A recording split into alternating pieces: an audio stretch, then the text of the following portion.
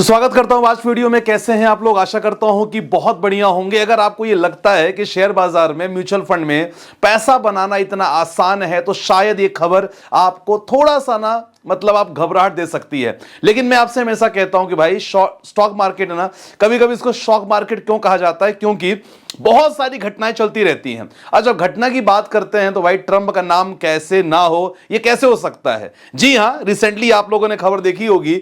और ट्रंप साहब ने क्या किया है भाई? क्या किया है यहां? इन्होंने निकोलस, जो यहां वेनेजुएला के राष्ट्रपति हैं, उनको अगवा किया है।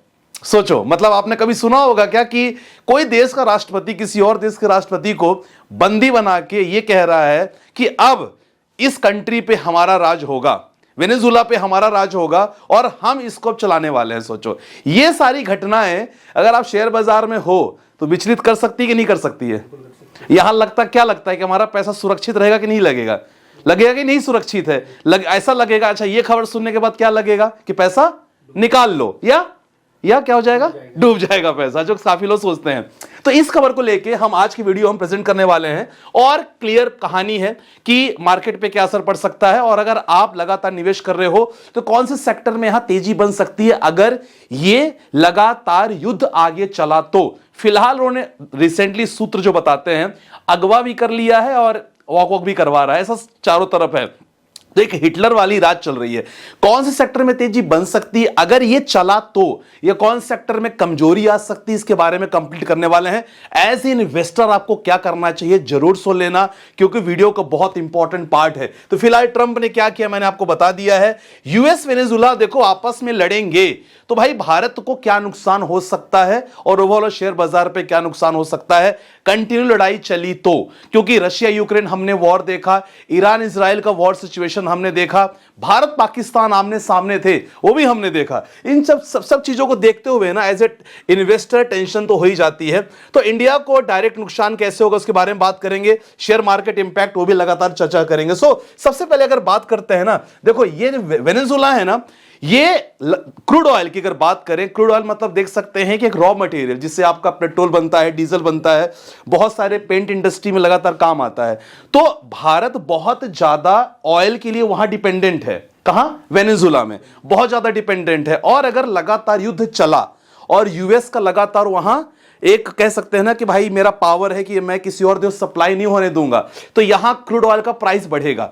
अब एक बात बताओ, अगर क्रूड ऑयल का प्राइस वहां बढ़ेगा तो भारत में क्या हो सकता है? पेट्रोल महंगा, डीजल महंगा हो सकता है, ट्रांसपोर्टेशन, सब्जी भाजी वगैरह जो बहुत देशों से यहां आ रही है दूसरे, तो वो चीज महंगी हो जाएगी। तो मतलब शेयर बाजार पे इंपैक्ट पड़ेगा। और ये चीज देखा गया है कि लगभग 85% से ज्यादा ऑयल रिक्वायरमेंट इंपोर्ट करता है भारत, ठीक है ना। तो अगर वेनेजुएला वॉर हुआ तो ग्लोबल क्रूड ऑयल की सप्लाई भी थोड़ा सा नुकसानदायक हो सकती है। अब जब ऑयल महंगा होता है तो आपको पता है कि भाई बहुत सारी पेंट इंडस्ट्री हो गई, वहां ऑयल ये काम आता है बनाने के लिए। तो बहुत सारे स्टॉक आपको पता होगा, पेंट इंडस्ट्री के स्टॉक डायरेक्ट नाम नहीं ले सकता, लेकिन आपको पता होगा कौन कौन से हैं। तो यहां ऑयल प्राइस आज जो लगभग 60 के रेंज में चल रहा है, हो सकता है 70-75 पे जा सके। देखो ये सब इंजम्पशन है, क्योंकि ये खबर काफी ज्यादा चल रही है इंटरनेट पे, इसलिए आपको बताना बहुत जरूरी है। अब सबसे इंपैक्ट बात ये रहेगी ना कि शॉर्ट टर्म पे क्या होगा। ऐसे में जो इस समय बाहरी निवेशक हैं, लगातार माल बेच रहे हैं, एफआईआईज,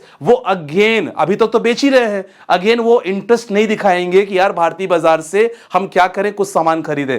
भारतीय रुपया यहां क्या होगा और ज्यादा कॉस्टली हो जाएगा। 90 करीब पहुंच चुका है, 91, 92 भी जा सकता है। बहुत सारी कंपनियों के रिजल्ट्स, क्वार्टर 4 के रिजल्ट्स लगातार आ रहे हैं, वो भी गड़बड़ हो सकते हैं। तो फॉरेन इन्वेस्टर एफआईएस पैसा निकालते हैं, डॉलर स्ट्रांग होता है और रुपीस हमारे यहां वीकनेस जा सकता है, जो मैंने यहां स्लाइड में आपके सामने मेंशन की है। और अगर शॉर्ट टर्म इंपैक्ट होता है इंडियन मार्केट में अगर ये लगातार लड़ाइयां स्टार्ट होती, क्योंकि इनके राष्ट्रपति को तो अगवा कर लिया गया। अब वेनेजुएला यहां क्या करता है ये तो वक्त बताएगा 1-2 दिनों में। लेकिन अगर ऐसा कंटिन्यू हुआ तो मार्केट में पैनिक सेलिंग आ सकती है। थोड़ा बहुत आपको निफ्टी सेंसेक्स में 5 से 10% तक करेक्शन देखने को मिल सकता है। सबसे ज्यादा इंपैक्ट मैंने क्या बताया कि भाई क्रूड ऑयल का सबसे ज्यादा किस इंडस्ट्री में होता है? आपने देखा होगा, अगर वायुयान की बात करें, फ्लाइट्स की बात करें, वहां सबसे ज्यादा तेल की रिक्वायरमेंट होती है।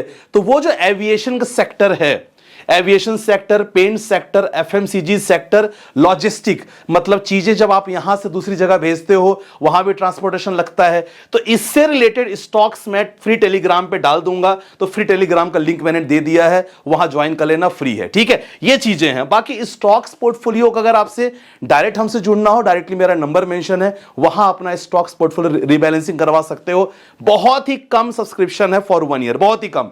तो ये चीजें हैं। अब ये चीज मैंने आपको बता दिया ओवरऑल क्या असर पड़ेगा। अब ऐसा है कि ये सब चीजें तो ठीक है, कुछ ऐसे सेक्टर भी हैं जिस सेक्टर में तेजी आ सकती है। कौन सेक्टर हो सकता है? जब दोनों देशों के बीच में कभी लड़ाइयां होती है, आपने देखा होगा, एक ऐसा सेक्टर जैसे बोलते हैं डिफेंस, क्योंकि सभी देश चाहेंगे कि भाई उनके पास अस्त्र शस्त्र प्रॉपर तरीके से रहे, सब कुछ रहे। तो ऐसे कंडीशन में आप ना खासकर फायदे में कौन से रह सकते हैं? डिफेंस स्टॉक के बारे में बात करेंगे, पीएसयू एनर्जी कंपनीज हो सकती हैं, बहुत सारे गोल्ड रिलेटेड स्टॉक्स और ईटीएफ होंगे, हमने बहुत सारे वीडियो में डिस्कस किया है, ये देख सकते हो। और ऑयल और गैस, खासकर ओएनजीसी की बात करो, oil India types stock, recommendation नहीं है, एग्जांपल बता रहा हूं, इस स्टॉक में मोमेंटम अच्छा खासा हो सकता है, ठीक है। ये चीज हमने देख लिया। बाकी गोल्ड और सिल्वर कम्युनिटी में भी लगातार, क्योंकि जब ये सब चीजें होता है तो लोग क्या करते हैं, स्टॉक मार्केट से पैसा निकालते हैं, कहां डालते हैं? गोल्ड वगैरह में, सिल्वर में पैसा डालते हैं। तो खासकर इन चीजों पे असर पड़ सकता है। तो गोल्ड के आपके ईटीएफ है, हो सकता है यहां प्राइस गोल्ड में और आपको तेजी देखने को मिले। तो अपने पोर्टफोलियो में 5 से 10% तक गोल्ड भी आप रख सकते हो माय डियर फ्रेंड, ठीक है। अब यहां समझ में ही आ रहा है कि जब ये लड़ाइयां सुनते हो तो क्या लगता है? डर सा लगता है कि भाई अब क्या करें, क्योंकि ऑलरेडी 2025 में पोर्टफोलियो डाउन है, म्यूचुअल फंड का पोर्टफोलियो, स्टॉक का पोर्टफोलियो। तो भी ये आपको पता है कि भाई लॉन्ग टर्म में पैसा बनता है, मैंने वीडियो के माध्यम से बताया है। ये तो आपको एक मैं मतलब जो कहानी चल रही है बाजार में पिछले दिनों, वो मैं आपको न्यूज सुना रहा हूं। लेकिन एज ए इन्वेस्टर हमेशा अपने पोर्टफोलियो को क्या करना चाहिए? रीबैलेंस करना बहुत जरूरी है। ऐसा नहीं कि भाई हमने पैसा एक ही जगह डाल दिया हो, नहीं, हमेशा कोशिश करो अलग अलग खाने में पैसा डालना बहुत जरूरी है। तो अपने पोर्टफोलियो को रीबैलेंसिंग करना बहुत जरूरी है। रीबैलेंसिंग के लिए आप डायरेक्टली व्हाट्सएप कर सकते हो। मैं एनआईएसएम सर्टिफाइड हूं, जो एमफी का है, तो मैं डायरेक्टली, मेरे पास लाइसेंस है आपका पोर्टफोलियो बनाने का, डायरेक्टली आप कांटेक्ट कर सकते हो। यहां छोटी मोटी चार्जेस वगैरह इंक्लूड रहते हैं, लेकिन 1 ईयर का रहता है, कोई ज्यादा नहीं रहता, ना के बराबर रहता है। तो अपना पोर्टफोलियो रिबैलेंसिंग करते रहो। म्यूचुअल फंड का जरूर चेक करो।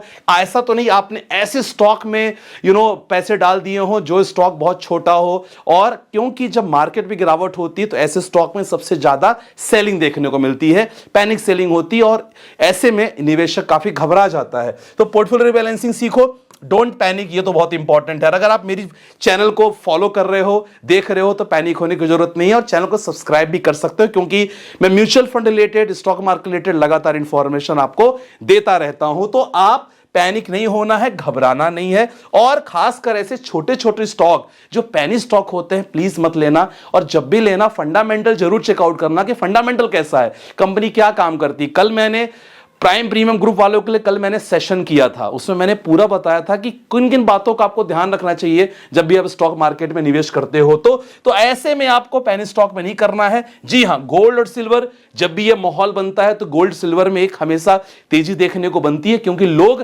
पैसा वहां निकाल के गोल्ड सिल्वर में डालते हैं।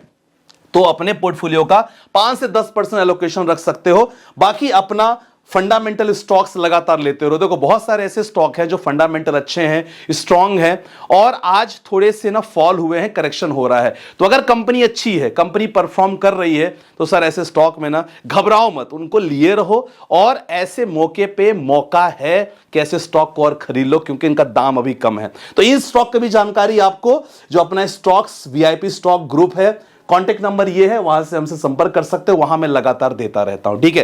तो आज की वीडियो में ये लगातार न्यूज चल रही है ना, तो मुझे लगा कहीं आप पैनिक ना हो जाओ, सिचुएशन क्या है इसके लिए वीडियो बनाना जरूरी है। देखते हैं कल के मार्केट में कितना इंपैक्ट पड़ता है। अगर मार्केट पॉजिटिव रहा, एफआईएस की बाइंग आई, तो सर 2026 हमारे लिए बहुत ही शानदार हो सकता है। नहीं आई तो अगेन एक अपॉर्चुनिटी होगी निवेश करने की।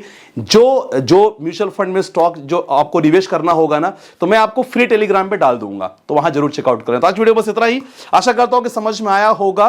बाकी मित्र छोड़ो के साथ अपना ध्यान रखिएगा, बाय बाय, टेक केयर, जय हिंद गाइस।